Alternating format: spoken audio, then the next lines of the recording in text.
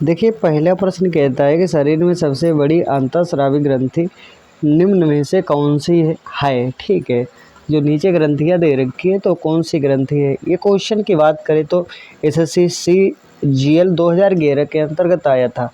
तो SSC CGL 2011 का है। इसी प्रकार से जो भविष्य में आने वाले एग्जाम्स है, तो आने वाले एग्जाम्स में ऐसे क्वेश्चन पूछे जाने की अत्यधिक संभावना होती है। तो आप हमारे चैनल पर नए हैं तो चैनल को लाइक शेयर सब्सक्राइब ज़रूर करें।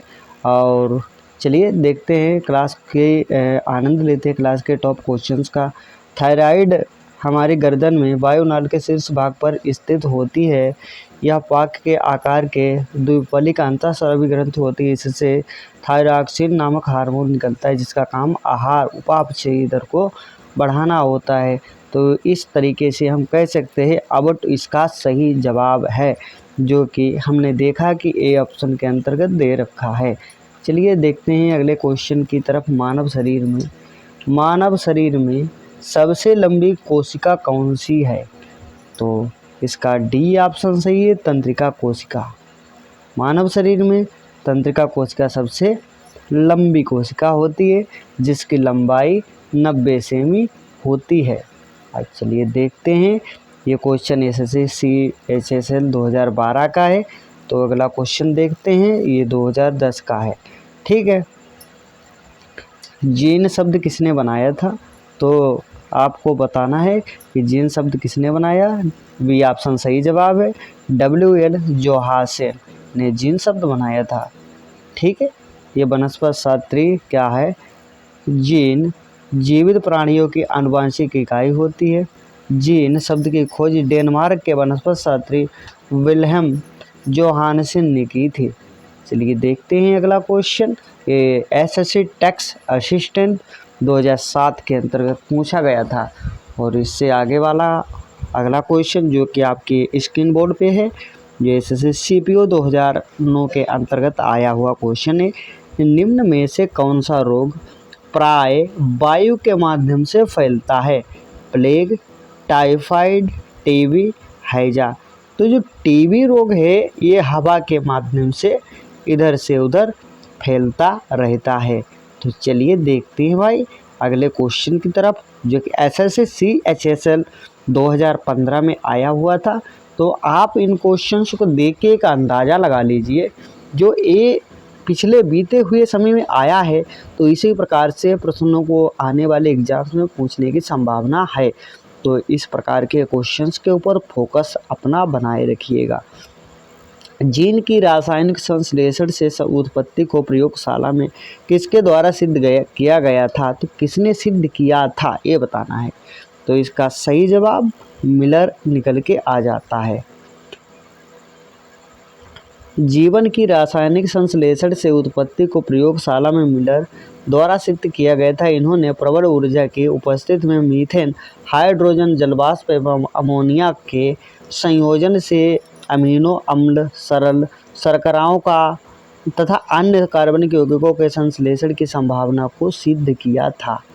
तो चलिए आगे देखते हैं अगला क्वेश्चन, जो कि मैट्रिक स्तरीय परीक्षा 2006 के अंतर्गत आया हुआ था। जो त्वचा पर बाल क्या है, त्वचा पर बाल नंबर 1 मूलतः अधिक अधिचर्मी होते हैं, मृत कोशिकाओं से बने होते हैं। बी ऑप्शन दे रखा है। बी ऑप्शन क्या कहता है, मूलतः अधिचर्मी होते हैं और जीवित कोशिकाओं से बने होते हैं।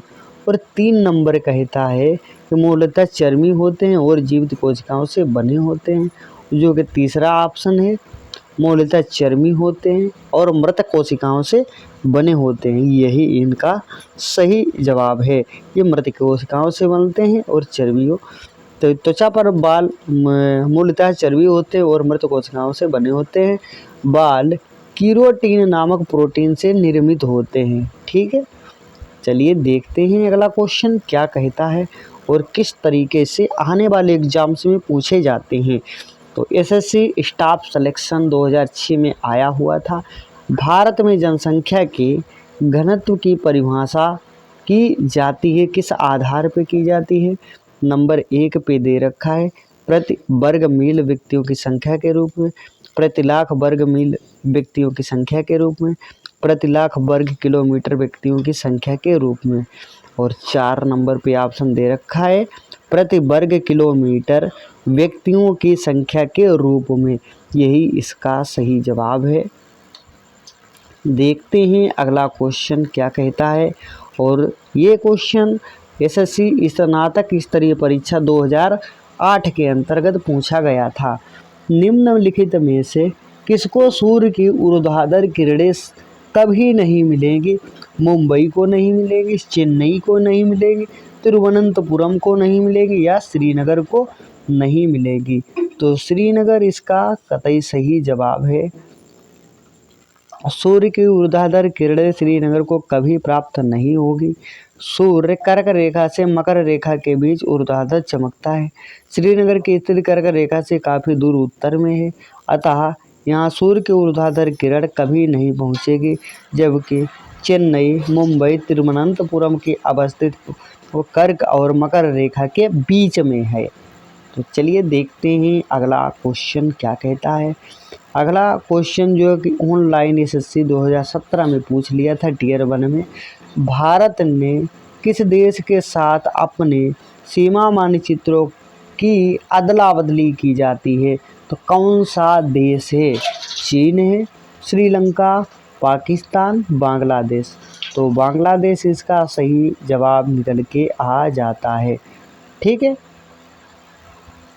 जून 2015 में भारत और बांग्लादेश के बीच ऐतिहासिक सीमा मानचित्रों की अदला बदली समझौता हुआ था।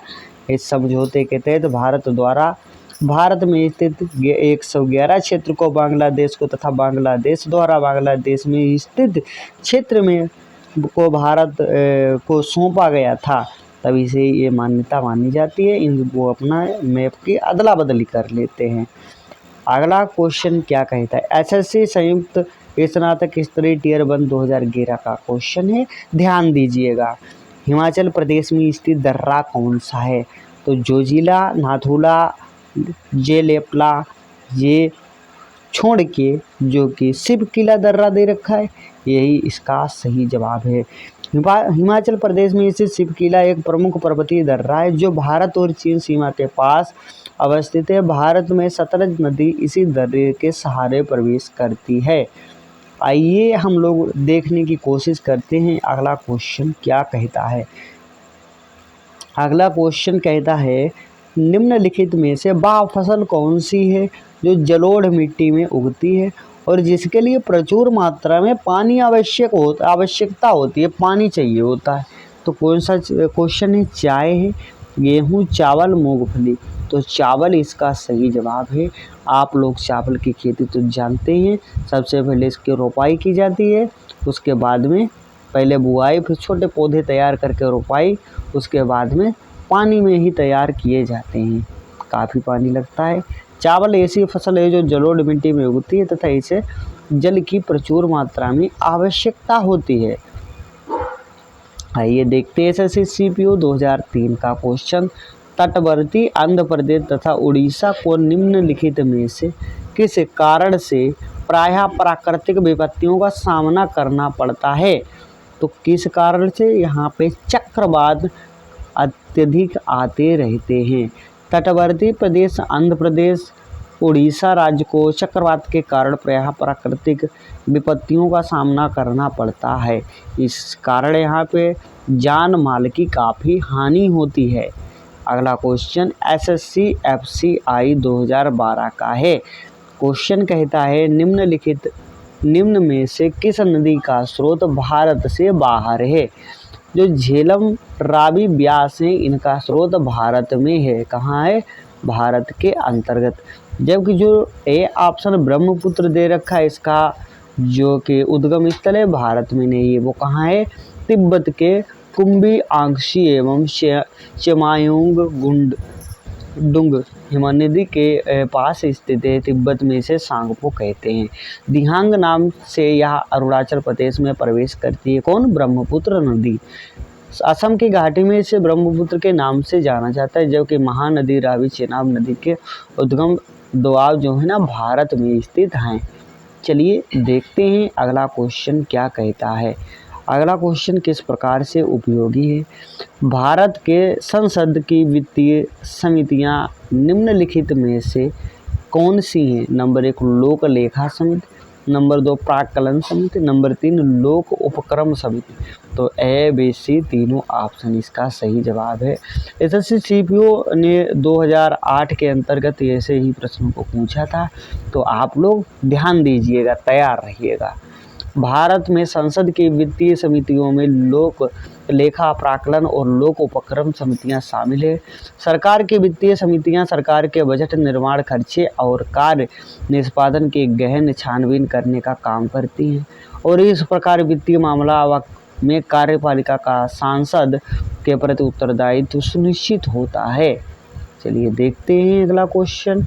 अगला क्वेश्चन किस तरीके से उपयोगी है, क्या कहता है।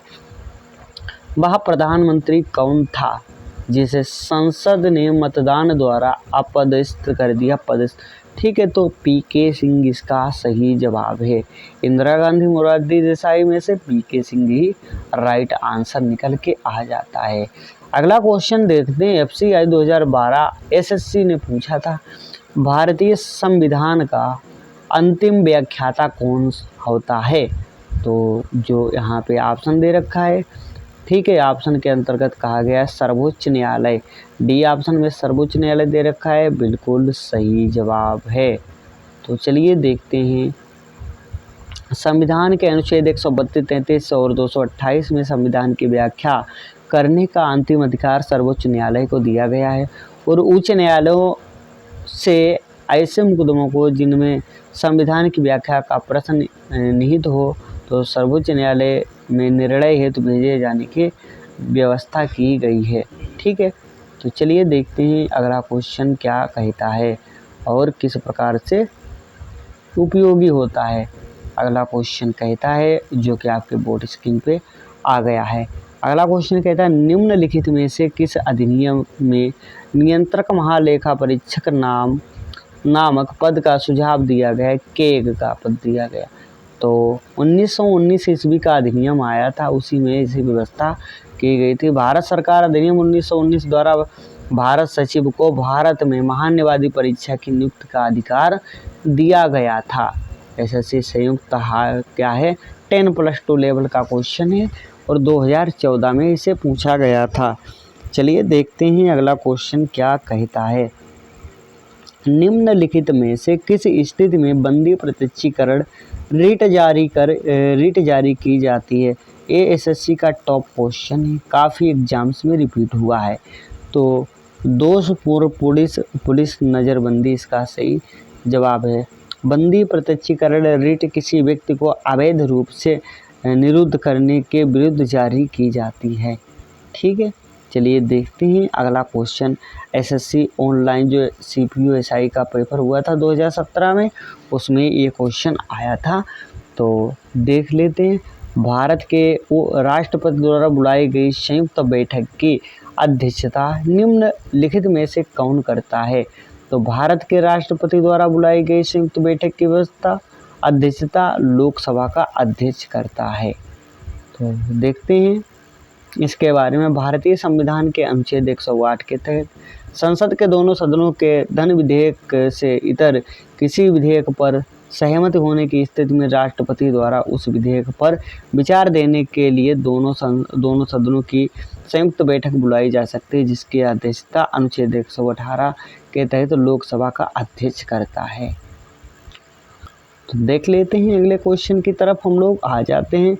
अगला क्वेश्चन कहता है, जो कि इतिहास का है, तराइन का द्वितीय युद्ध किसके बीच हुआ था। एसएससी सीजीएल 2017 में आया हुआ था। मोहम्मद गोरी तथा पृथ्वीराज चौहान के बीच में तराइन का द्वितीय युद्ध हुआ था। समय था 1192। ठीक है, इसमें क्या हुआ था, पृथ्वीराज चौहान को पराजित कर इस क्षेत्र पर गौरी ने अधिकार कर लिया था, दिल्ली का क्षेत्र था। चलिए देखते हैं अगला क्वेश्चन। सिखों का अंतिम गुरु निम्नलिखित में से कौन था। CHSL 2010 में पूछा गया था, गोविंद सिंह इसका सही जवाब है। सिखों के 10वें तथा अंतिम गुरु गोविंद सिंह थे, जिनको गुरुपद 1675 ईस्वी में प्राप्त हुआ था, जिस पर ये अपनी मृत्यु 1708 ईस्वी तक बने रहे थे। मृत्यु के बाद इनका पद खाली हुआ। दिल्ली में मुगल साम्राज्य की निम्नलिखित में से किस लड़ाई के परिणाम स्वरूप पड़ी? तो जो पानीपत की पहली लड़ाई हुई थी, तो उसमें क्या हुआ था? पानीपत की प्रथम लड़ाई भारत में मुगल शासक की नींव पड़ी। यह युद्ध 21 अप्रैल 1526 ईस्वी को बाबर तथा इब्राहिम लोदी के बीच हुआ था, जिसमें इब्राहिम लोदी की पराजय हुई और बाबर ने दिल्ली पर अधिकार कर लिया, मुगल साम्राज्य की स्थापना की। इस युद्ध में बाबर ने पहली बार तुलगमा युद्ध नीति अर्थात कहें तो तोपखाने का प्रयोग कर दिया था। इसी कारण जो यहाँ का इब्राहिम लोदी था वो हार गया था। चलिए देखते हैं तेलुगु कृति अमयुक्त मल्याद का लेखक कौन था? तो कृष्णदेव राय इसका सही जवाब है। दक्षिण भारत के लेखक थे। कृष्णदेव राय के शासनकाल को तेलुगु साहित्य का क्लासिक युग कहा जाता है। इसके राज्य दरबार में तेलुगु साहित्य के 8 सर्वश्रेष्ठ कवि थे, जिनमें से आपकी बोर्ड की स्क्रीन पर देख सकते हैं। चलिए देखते हैं आगे अगला क्वेश्चन। कुतुब मीनार किस प्रसिद्ध शासक ने पूरा किया था? जो कि कुतुबुद्दीन ऐबक के द्वारा इसे बनवाया गया था।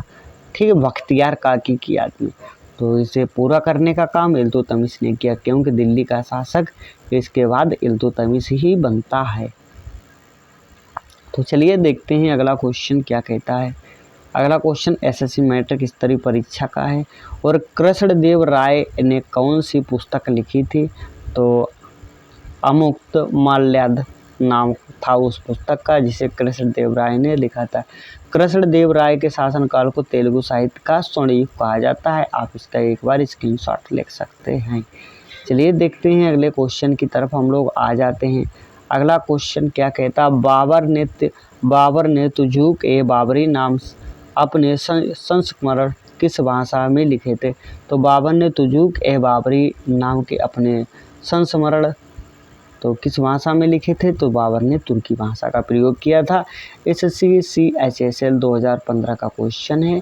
और बाबर ने तुजूक ए बाबरी, बाबरनामा भी इसे कहा जाता है, नामक अपना संस्मरण मूलतः तुर्की भाषा में लिखा था। इसमें भारत में मुगल साम्राज्य के संस्थापक जहारुद्दीन मोहम्मद बाबर के जीवन की घटनाओं का उल्लेख किया गया है। इस पुस्तक में बाबर ने भारत के आर्थिक, सामाजिक, राजनीतिक व भौगोलिक स्थिति का वर्णन किया है तुर्की भाषा में, तुजूक ए बाबरी। अगला क्वेश्चन कहता है एसएससी CHSL CGL 2012 का क्वेश्चन है। नाना फडणवीस का मूल नाम क्या था? तो बालाजी जनार्दन भानु इसका सही जवाब है। ठीक है, नाना जी का। अगला देखते हैं। अगला क्वेश्चन कहता है CGL 2011 के अंतर्गत आया था। किस सिख गुरु ने स्वयं को सच्चा बादशाह कहा था? तो 5वें गुरु अर्जुन देव थे, उन्होंने ऐसा काम किया था। गुरु अर्जुन देव को स्वयं को सच्चा बादशाह कहा जाता है। इन्हें सन 1604 ईस्वी में आदि ग्रंथ की रचना की। खुसरो को समर्थन देने के कारण जहांगीर ने 1606 ईस्वी में मृत्युदंड दे दिया था। चलिए देखते हैं अगला क्वेश्चन, जो कि आज की क्लास का अंतिम क्वेश्चन है। निम्नलिखित में से कौन सा संस्थान भारत में पुर्तगालियों का मुख्यालय था? तो इसका सही जवाब है गोवा। पुर्तगालियों का मुख्यालय कभी हुआ करता था? प्रारंभ में अल्फांसो द अल्बुकर्क द्वारा कोची को मुख्यालय बनाया गया था। 1530 ईस्वी में नीनो द कुन्हा द्वारा सरकारी कार्यालय को कोचीन से गोवा स्थानांतरित कर दिया गया था। इस प्रकार गोवा काफ़ी लंबी अवधि तक पुर्तगालियों का मुख्यालय रहा। तो आशा है कि आप सभी को ये क्लास बेहद ही अच्छी लगी होगी, और यदि आपको ये क्लास हेल्पफुल लगी हो तो इस चैनल को लाइक से सब्सक्राइब ज़रूर करें। ऐसे ही बेहतरीन प्रश्नों के साथ हम लोग हाजिर होते रहेंगे और मिलते रहेंगे। तब तक के लिए बाय, टेक केयर एंड